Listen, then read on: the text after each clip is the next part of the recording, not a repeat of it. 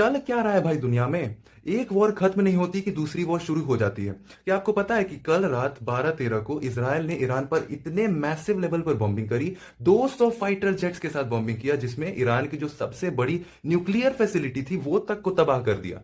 इस military operation को Israel ने नाम दिया है ऑपरेशन राइजिंग लायन, और पहले ही स्ट्राइक में उन्होंने ईरान के जो टॉप न्यूक्लियर साइंटिस्ट थे उनको, इवन जो ईरान एयरफोर्स के कमांडर इन चीफ थे उन तक को एलिमिनेट कर दिया। अगर इसे इंडियन कॉन्टेक्स्ट में देखें तो ये वैसा ही है। अगर इंडिया ने ऑपरेशन सिंदूर के पहले स्ट्राइक में ही आसिम मुनीर को, इवन जो उनके एयरफोर्स के सेंटर ऑफ ग्रेविटी वाले थे ना, उनको पहले स्ट्राइक में ही एलिमिनेट कर दिया। दैट इजराइल का गोल था ईरान को एक न्यूक्लियर वेपन वाली कंट्री बनने से रोकना, because they feel that nuclear weapon वाला Iran is an existential threat for them, और इस गोल को अचीव किया भी उन्होंने बहुत ही मैसिव लेवल पे। अब ये तो हुई कल की बात।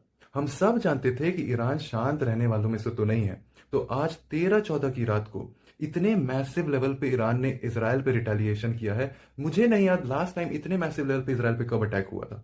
जिस तरह से इसराइल ने ईरान के जो मेजर सिटीज हैं उनको टारगेट किया, इवन जो कि उनका कैपिटल तेहरान है उस तक को टारगेट किया, ठीक उसी तरीके से ईरान ने लगभग सारे ही सिटी इसराइल के उनको बॉम्ब किया है, और इतने मैसिव लेवल पर रिटेलिएशन किया है कि इवन जो उनका वर्ल्ड क्लास डिफेंस सिस्टम है आयरन डोम, वो भी नहीं रोक पाया। आपने तेल अवीव का भी थोड़ी देर पहले एक वीडियो देखा, वो उनका इकोनॉमिक हब है, second largest city of Israel है, उस तक पे बॉम्बिंग हुई है। इट्स नाउ ऑलमोस्ट सर्टेन कि जिस लेवल के यहाँ पे वेपनरीज यूज किए गए हैं बाय बोथ दी कंट्रीज, एक larger, much larger middle eastern conflict war होके ही रहेगी।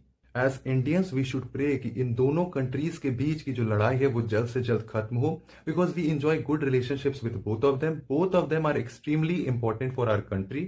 और जितना दिन ये कॉन्फ्लिक्ट और बढ़ेगा और भी ज्यादा आगे जाते जाएगा, हमारे लिए उतना ही प्रॉब्लम होगा, because it will mean higher oil prices, more inflation and possibility of a greater war, जो कि हम नहीं चाहते। हम नहीं चाहते हमारे से कोई कॉन्फ्लिक्ट करे या कहीं और कॉन्फ्लिक्ट हो जिसके कारण हमारी ग्रोथ पर अफेक्ट हो। बट मोस्ट प्रोबेबली ये सिचुएशन और भी वर्सन होती ही चली जाएगी।